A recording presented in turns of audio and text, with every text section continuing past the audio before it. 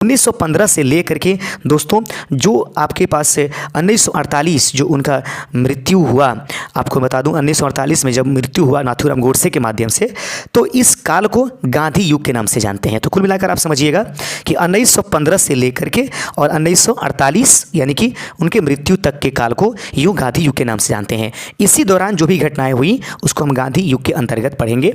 इसमें से सबसे पहली बात है कि महात्मा गांधी, जिनका नाम मोहनदास करमचंद गांधी था, ये उनके बचपन का नाम था, का जन्म हुआ था 2 अक्टूबर 1869 को गुजरात के पोरबंदर में। आप सभी जानते हैं, मैंने बताया भी। गांधी जी की मृत्यु जो हुई थी वो 30 जनवरी 1948 ईस्वी को हुई थी नाथूराम गोडसे के माध्यम से। आप सभी जानते हैं इस दौरान नाथूराम गोडसे जो था वह कैसा सदस्य था, कौन किस संगठन का सदस्य था, ये बताने की जरूरत नहीं है। इसलिए इसको बैन भी किया गया इस संगठन को कि भावी दिनों में आप कभी भी चुनाव नहीं लड़ सकते हैं। तो आज देखें गांधी जी की मृत्यु 30 जनवरी 1948 ईस्वी को हुई। गांधी जी के माता का नाम क्या था? पुतलीबाई उनके माता जी का नाम था। और गांधी जी के पिता का नाम जो था करमचंद गांधी था। और गांधी जी का पूरा नाम मोहनदास करमचंद गांधी था। जैसा कि आपने देखा, आप क्वेश्चन का लेवल बिल्कुल हाई ना लेकर के चले जाएं, वरना घाटे में आप पड़िएगा। लेवल को ठीक रखने हैं, मिडिल पर रहने हैं, हायर में नहीं जाने हैं। महात्मा गांधी की पत्नी का नाम क्या था? कस्तूरबा गांधी। आप सभी इसको जानते हैं। गांधी युग में अगले कंटेंट को देख लेते। अगला पॉइंट है, महात्मा गांधी के जन्म दिवस को मनाया जाता है अहिंसा दिवस के रूप में। मस्ट इंपॉर्टेंट क्वेश्चन है कि महात्मा गांधी जी के जन्म दिवस को किस रूप में मनाया जाता है। अर्थात प्रत्येक वर्ष जो 2 अक्टूबर आता है वह हमारे जो भारतीय राष्ट्रीय पर्व है उसमें स्वतंत्रता दिवस 26 जनवरी और 2 अक्टूबर गांधी जयंती होती है। ये भारत की 3 जो त्यौहार हैं, मतलब राष्ट्रीय त्यौहार हैं, इनको मनाया जाता है। तो 2 अक्टूबर को हमेशा प्रत्येक वर्ष हम लोग क्या मनाते हैं? अहिंसा दिवस के रूप में। ये अहिंसा दिवस के इसलिए रूप मनाते हैं क्योंकि गांधी जी अपने आंदोलन के दौरान सत्य और अहिंसा में विश्वास किया करते थे। आगे है महात्मा गांधी की पुण्यतिथि जो कि 30 जनवरी को मनाया जाता है। उसको किस रूप में मनाएंगे? शहीद दिवस के रूप में। या शहीद दिवस के रूप में किनका जन्म दिवस मनाया जाएगा? तो महात्मा गांधी का। बहुत इंपॉर्टेंट क्वेश्चन है, आप देखते चलिएगा। अगला है गांधी युग से संबंधित गांधी जी के राजनीतिक गुरु कौन थे? तो दोस्तों गांधी जी के राजनीतिक गुरु जो थे वो गोपाल कृष्ण गोखले थे। आपको हमें कमेंट करके बता देना है। तो गोपाल कृष्ण गोखले अगर गांधी जी के राजनीतिक गुरु थे, और याद रखिएगा गोपाल कृष्ण गोखले ही हैं जो मिस्टर जीना के भी क्या थे? राजनीतिक गुरु थे। लेकिन आपको हमें बता देना है, अगर मालूम है तो गोपाल कृष्ण गोखले के गुरु कौन थे? जो इतने बड़े बड़े योद्धा के गुरु हुए हैं उनके आखिर गुरु कौन थे? मैं एक जगह पढ़ रहा था तो उस समय ये पॉइंट हमको मिला था। मैं चाहता हूं कि आप हमें कमेंट करके बता दीजिए, क्योंकि कमेंट करने के लिए आप कहीं ना कहीं से जरूर इसको खोज लीजिएगा। इस प्रकार से आपका एक और जीके बहुत मजबूत हो जाएगा।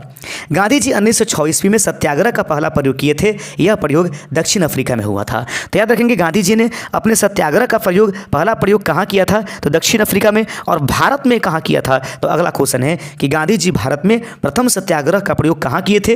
तो वहीं बिहार वासियों का ये इलाके में पूर्वी चंपारण, जिसको हम लोग बोलते हैं 1917 ईस्वी में गांधी जी बिहार के पूर्वी चंपारण से उन्होंने सत्य अहिंसा जो है सत्याग्रह का जो है बिगुल फूंका था। तो याद रखिए गांधी जी एक अपने बड़े छाप के रूप में उभर कर आए थे 1917 के दौरान।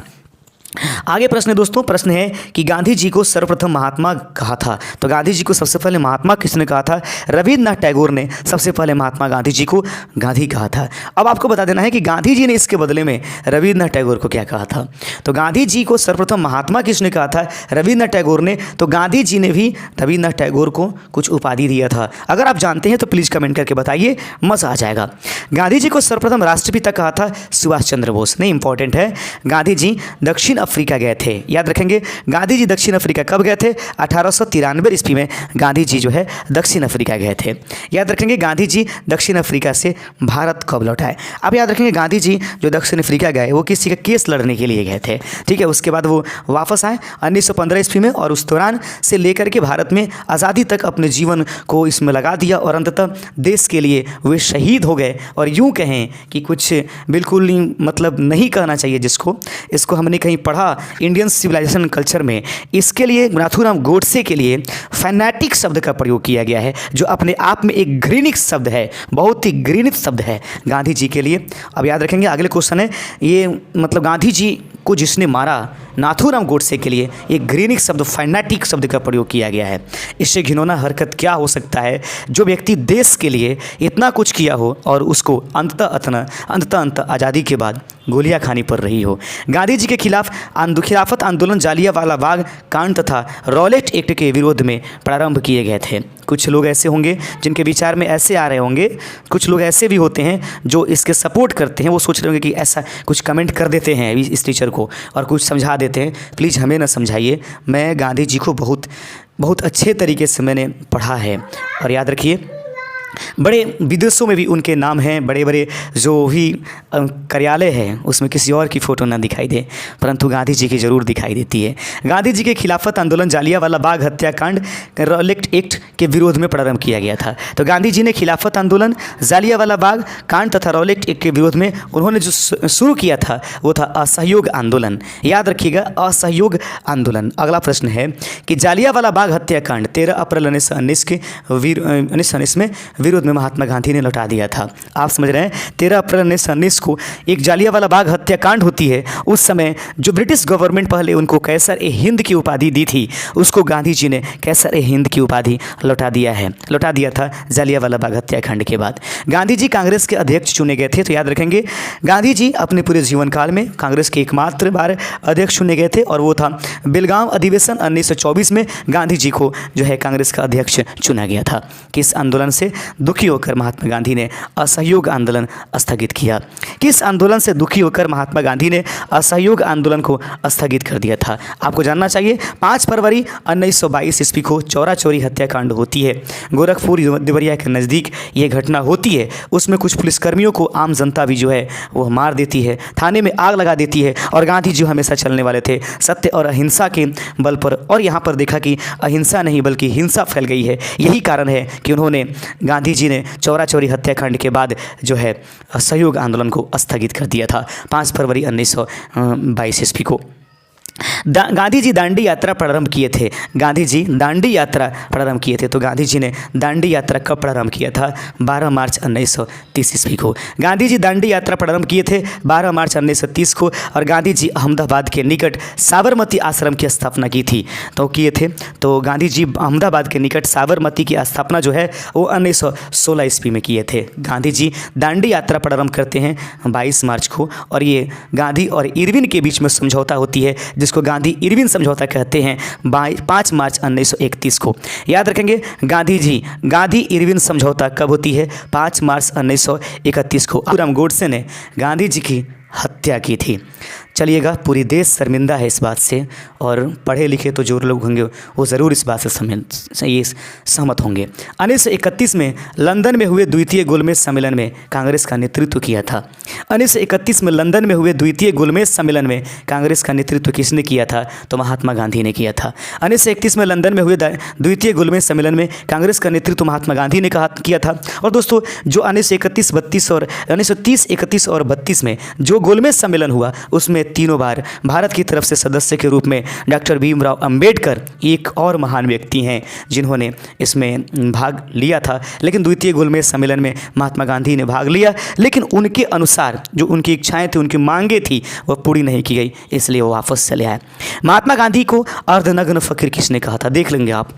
महात्मा गांधी को अर्धनग्न फकीर कहा था विंस्टन चर्चिल। याद रखिए, विदेश के ये लोग हैं जिन्होंने महात्मा गांधी को ऐसे ऐसे उपाधियाँ दिया। अल्बर्ट आइंस्टीन के बारे में मैंने पढ़ा दोस्तों। अल्बर्ट आइंस्टीन ने तो गांधी जी को कहा था कि मैं कैसे बताऊंगा, उनके मृत्यु के बाद उन्होंने बताया कि मैं कैसे बताऊंगा कि ऐसा फ़कीर भी कोई इस पृथ्वी पर चला हुआ था। ऐसे लोगों की हत्या कर दी जाती है भारत में। दोस्तों, हम और आप तो आम नागरिक हैं।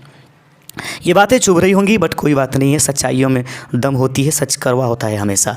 गांधी जी की समाधि स्थल कहाँ है या क्या है? तो गांधी जी के समाधि स्थल को राजघाट के नाम से जानते हैं। तो महात्मा गांधी को अर्धनग्न फकीर किसने कहा था? विंस्टन चर्चिल ने। और गांधी जी का समाधि स्थल राजघाट में है। दोस्तों, 8 अगस्त 1942 को भारत छोड़ो आंदोलन के दौरान महात्मा गांधी ने नारा दिया था। 8 अगस्त 1942 को भारत छोड़ो आंदोलन के दौरान गांधी जी ने क्या किया था? नारा दिया था, करो या मरो, डू डू और डाई खा। इस नारे ने पूरे अंग्रेज़ों को झकझोर करके रख दिया और यही अंतिम नारा थी। उसके बाद भारत को कुछ ही सालों के अंदर स्वतंत्रता की प्राप्ति हो गई। दोस्तों, अब आप इस वीडियो को शुरू से अंत तक अच्छे से देखे होंगे, तो मैं ज़रूर उम्मीद करूँगा कि हम जो प्रश्न आपसे पूछने वाले हैं उसका आंसर आप लोग ज़रूर हमें कमेंट कीजिएगा। तो आइए देखते हैं प्रश्न। तो दोस्तों, अब रहे वो 5 प्रश्न जो आपसे पूछे जाएंगे, जो इसी वीडियो से संबंधित है। अगर वीडियो को शुरू से अंत तक देखें तो कमेंट करके जरूर बताइए, अहिंसा दिवस के रूप में किन की जन्मतिथि मनाई जाती है। आप लोगों को कमेंट करके बताना है कि अहिंसा दिवस के रूप में किन की जन्मतिथि मनाई जाती है।